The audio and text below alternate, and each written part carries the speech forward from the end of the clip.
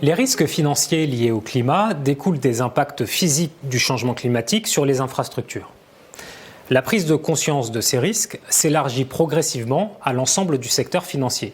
Ceci amène à anticiper l'impact des catastrophes futures du réchauffement climatique sur la stabilité financière. Les régulateurs et les institutions financières ont réagi par de multiples initiatives pour évaluer et traiter ces risques. Malgré ces initiatives, les risques financiers liés au climat restent, d'après le GIEC, assez largement sous-estimés par les institutions financières et les marchés, ce qui ralentit le rythme de l'allocation des capitaux vers le financement de projets à faible émission de carbone. En effet, le GIEC constate à ce jour un déficit de financement climatique qui reflète une mauvaise allocation persistante du capital mondial. Les niveaux toujours élevés de financement public et privé liés aux combustibles fossiles continuent d'être préoccupants car ces investissements financent des infrastructures qui verrouillent des trajectoires d'émissions élevées pendant plusieurs années. Les effets de l'investissement dans la transition énergétique restent encore modestes.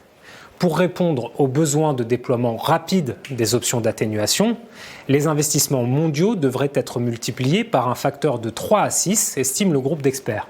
Au-delà des infrastructures, le besoin de financement porte sur la formation ainsi que le financement en amont dans la R&D et le capital risque pour le développement de nouvelles technologies et de nouveaux modèles commerciaux qui sont souvent négligés malgré leur rôle essentiel. Les pouvoirs publics sont appelés à renforcer leurs ambitions durant la prochaine décennie. Des signaux forts et crédibles en matière de politique climatique de la part des gouvernements et de la communauté internationale permet de réduire l'incertitude pour les acteurs financiers et sera de nature à orienter plus fortement les décisions d'investissement. Le GIEC cite plusieurs voies qui peuvent accélérer le flux des investissements dans la transition énergétique. Premièrement, des plans de relance nationaux post-Covid compatibles avec une trajectoire net zéro.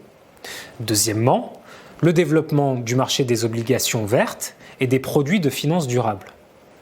Troisièmement, la labellisation rigoureuse des instruments de la finance verte contre le risque de greenwashing. Quatrièmement, la transparence des entreprises par la publication d'informations extra-financières pour guider les investissements vers les entreprises les plus vertueuses d'un point de vue environnemental. Cinquièmement, le développement d'instruments de couverture financière contre les pertes et les dommages liés aux événements climatiques. Et enfin, sixièmement, la généralisation de la tarification du carbone et l'élimination progressive des subventions aux combustibles fossiles. Ce qu'il faut retenir. Premièrement, le rythme de l'allocation des capitaux vers le financement des projets à faible émission de carbone n'est pas assez élevé et les risques liés au changement climatique est largement sous-estimé. Deuxièmement, au-delà des infrastructures, les besoins de financement portent sur la formation ainsi que le financement en amont de la R&D et le capital risque pour le développement de nouvelles technologies et de nouveaux modèles commerciaux. Et enfin, troisièmement, les pouvoirs publics sont appelés à renforcer leurs ambitions durant la prochaine décennie pour envoyer des signaux forts afin d'orienter plus massivement les décisions d'investissement.